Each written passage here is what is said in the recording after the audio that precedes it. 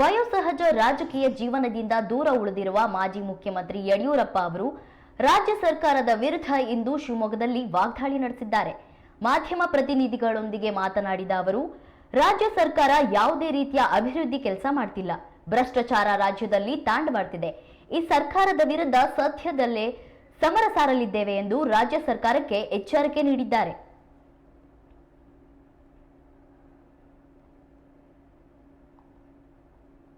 ರಾಜ್ಯದಲ್ಲೇ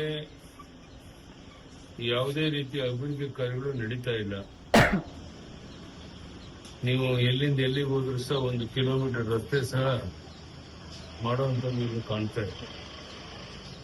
ಸುಮ್ಮನೆ ನಾವು ಅಭಿವೃದ್ಧಿ ಮಾಡ್ತಾ ಇದ್ದೇವೆ ಅಂತೇಳಿ ಮುಖ್ಯಮಂತ್ರಿಗಳು ಕುಮಾರ್ ಅವರು ಮೊಕ್ಕೆ ಹಾಕುವಂತ ಬಿಟ್ರೆ ಇನ್ನು ಯಾವುದೇ ರೀತಿಯ ಅಭಿವೃದ್ಧಿ ಕಾರ್ಯ ಆಗ್ತಾ ಇಲ್ಲ. ಇದೆಲ್ಲದರ ವಿರುದ್ಧ ಬೀದಿಗಳಿಗೆ ಹೋರಾಟ ಮಾಡುವಂಥದ್ದು ಅನಿವಾರ್ಯ ಆಗಿದೆ. ಈ ದಿಕ್ಕಿನಲ್ಲಿ ಈಗಾಗಲೇ ವಿಜಯೇಂದ್ರ ಅವರು ರಾಜ್ಯದ ಅಧ್ಯಕ್ಷರು ಎಲ್ಲ ಕಡೆ ಓಡಾಟ ಮಾಡ್ತಾ ಇದ್ದಾರೆ.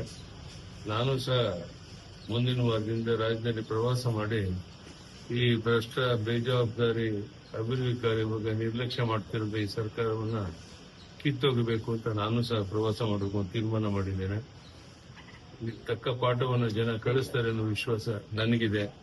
ಈ ದಿಕ್ಕಿನಲ್ಲಿ ಪ್ರಯತ್ನ ಮಾಡಿ. ಸರ್, ಜನಾರ್ದನ್ ರೆಡ್ಡಿ ಅಲ್ಲಿ ಆ ಹಂತದಲ್ಲಿ ಚುನಾವಣೆ ನಡೆಯುತ್ತೆ, ಬಿಜೆಪಿ ನನಗೆ ಅಂದಾಜಿಲ್ಲ ಅವ್ರ ಜನಾರ್ದನ್ ರೆಡ್ಡಿ ಬಗ್ಗೆ ಏನ್ ನಡೆದಿದೆ ಅಂತ ವಿಷಯ ಅಷ್ಟೇ ಗೊತ್ತಿದೆ. ಹೊತ್ತು ಚುನಾವಣೆ ಬಗ್ಗೆ ಏನೋ ಮಾಹಿತಿ ಇಲ್ಲ, ತಿಳ್ಕೊಂಡು ಮಾಡ್ತಾರೆ. ಸರ್, ಈಗ ಪಾಕಿಸ್ತಾನದ ವಿರುದ್ಧದ ಏನು ತೀರ್ಮಾನ ಆಯಿತು, ಕದನ ವಿರಾಮ, ಅದು ಕೇಂದ್ರ ಸರ್ಕಾರ ಅಮೆರಿಕದ ಒತ್ತಡಕ್ಕೆ ಮಣಿದಿದೆ ಅಂತ ಹೇಳ್ಬಿಟ್ಟು ಒಂದು ಕೇಳ್ಬೋದು. ಅರ್ಥ ಇಲ್ಲದೆ ನಮ್ಮ ಹೋರಾಟಕ್ಕೆ ಸಿಕ್ಕಂತ ಯಶಸ್ಸನ್ನು ನಮ್ಮ ಹೋರಾಟದ ಪ್ರತಿಫಲ ಪಾಕಿಸ್ತಾನಕ್ಕೆ ತಕ್ಕ ಪಾಠವನ್ನು ಕಲಿಸಿ ಅವರು ಮೂಲೆ ಗುಂಪು ಮಾಡಿದ್ದೇವೆ. ಇದು ದೊಡ್ಡ ಪ್ರಧಾನಿ ನರೇಂದ್ರ ಮೋದಿ ಅವರ ಯಶಸ್ಸು. ಅದನ್ನು ಸಹಿಸಕ್ಕಾಗಲೇ ಯಾರೋ ಏನೇ ಮಾತಾಡೋದಕ್ಕೆ ಅರ್ಥ ಇಲ್ಲ.